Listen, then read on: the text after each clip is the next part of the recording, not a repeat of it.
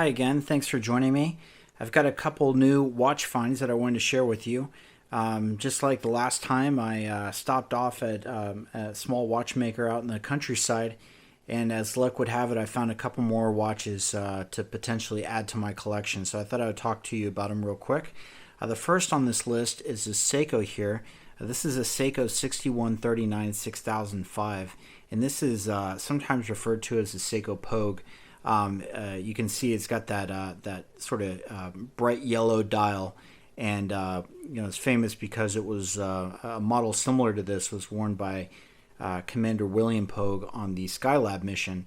I have one that's already very similar to this, so I don't know that I'm actually going to get this one restored. But it's always nice to have an extra just in case you might need parts or something else. This one is actually in pretty decent shape. You can see the hands and the bezel and the case are all in pretty nice condition. The dial has some spots on it, and I'm not really sure if the spots will come up or not, but it's still overall in pretty good shape. One of the things with these is that on the lower counter, typically there's some oxidation, and it usually shows up as sort of a red ring around, and so this one definitely has that. It's something that I personally like to see. I want to know that this watch is original and doesn't have any Franken parts or replacement parts on it. So that's definitely one of the telltale signs for me. This one doesn't really run that well. It does try and run a little bit, but the pushers are stuck. The date wheel doesn't adjust at 12 o'clock or with a quick set date. So it's got some issues there. You can see just looking at the case back here that there's not really a whole lot to look at. The movement is in pretty good shape, but this is definitely one that's either going to be used for parts or maybe restored. So I think you could kind of go either way on this one. I haven't quite figured out what I'm going to do with it just yet. This other one that I got here, and one that I think is very unusual. I've never seen one in person before, but definitely remember seeing these as a kid. This is the Tag Heuer 2000 Quartz Chronograph, and the model number is 273306. Actually, this is a rare variant of this particular model. It was this exact watch was actually worn in the movie Die Hard 2. And one thing that stands out for this model compared to some of the other ones in the same series is that it has a tachymeter bezel. And unlike any watch I've ever seen before, it's actually got a movable tachymeter bezel. So you can actually move this thing. Let me go ahead and adjust it here. So you can actually adjust that tachymeter bezel. I've never seen that before on a watch before. I thought that was very unique.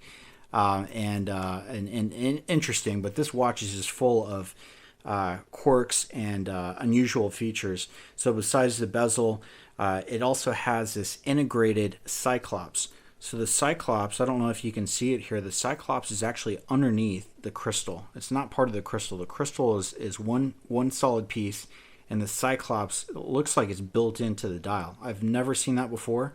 So this was something different with this model.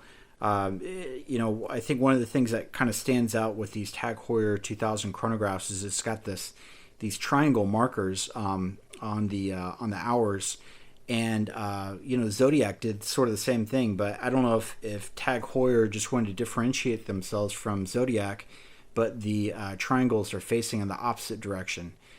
So I think that it actually looks really nice. I don't mind that at all. I think it looks really, really unique.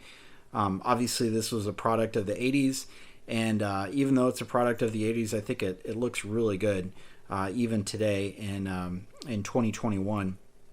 You can see the case probably also influenced by maybe a Patek Philippe or maybe an AP. It's kind of got this octagonal shape. This watch, just talking about the movement real briefly, it actually has a Dubois Depraz chronograph module on top of an ETA quartz movement.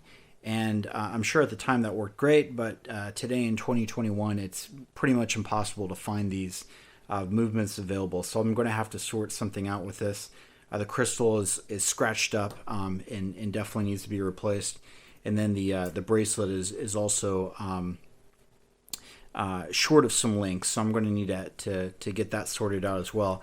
One other thing I did want to point out, which I think is kind of cool, is and I don't know if you can see this here, but on the crown, it's actually got the old Heuer logo on it. It doesn't have the Tag Heuer logo, so this may have been a transitional model, or maybe it just had the crown replaced at some point. I don't really know, but I do think it's very cool. I also really do like the satin case on these. I don't know if Tag Heuer was the only brand in the 70s and 80s doing satin cases. I'm sure there are others out there, but definitely for me, when I think of satin, silver, or bead blasted cases, definitely Tag Heuer comes to mind. And I do think that's one of their trademarks, and I wish they would go back to it, because I think it's just such an interesting and unique look. It gives the watch a real sort of utilitarian and interesting feel, which I think makes them stand out from the rest of their competition. You look at a lot of their models today, and I don't think they do a great job of differentiating themselves as they used to back in the 1980s and 1990s. So that is something I would love to see. I think this particular model would be ripe for a re-edition, just because it's such a clean design. Anyway, that is all from me. I appreciate you watching the video here. If you have any questions, comments, feedback, please post it below, and I'll talk to you again next time. Thank you.